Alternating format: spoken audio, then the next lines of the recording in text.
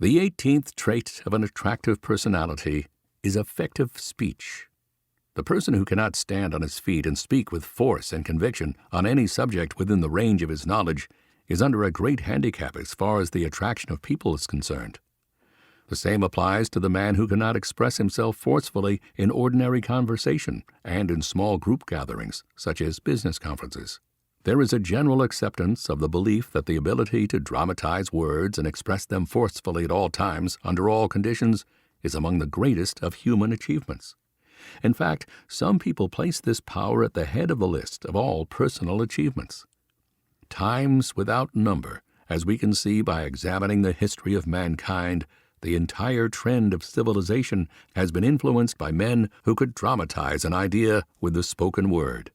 We have only to look around us to find men who have risen to great heights of personal achievement because of their ability to sell themselves to other people through dramatized speech. Let it be remembered that in my use of the term speech, I have reference to man's spoken words as a means of influencing others, whether he's speaking to one person or to many.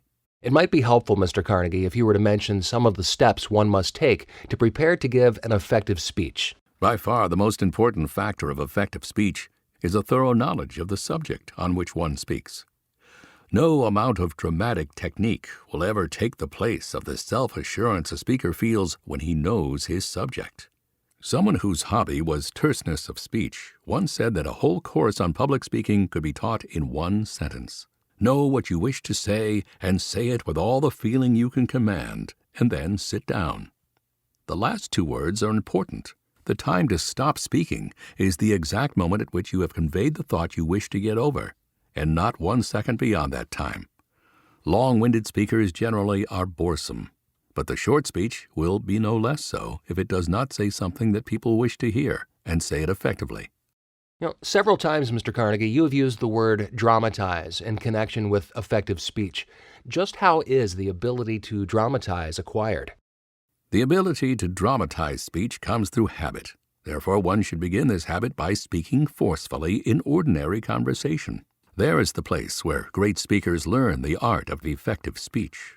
They practice on every person with whom they converse. They never utter a word without placing back of it the necessary feeling to make it penetrate and affect the mind of the listener.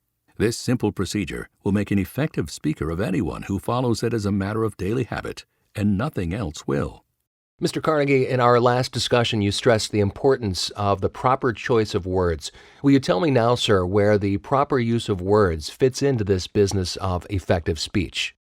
Words will not produce effective speech unless they are grouped so as to convey ideas through illustrations and similes that are well within the experience of all. Remember this, because it is of the utmost importance to all who aspire to become effective speakers. I have heard some well-educated men make speeches which were masterpieces of English, but they failed to influence anyone because they were not properly attuned to the minds of the listeners through the right sort of illustrations. People wish to hear about subjects that help to solve their daily problems, subjects that aid them in their struggle for the necessities and the luxuries of life. People will listen to the discussion of other subjects, but they will be more greatly influenced when discussions are made interesting by dramatization and illustration.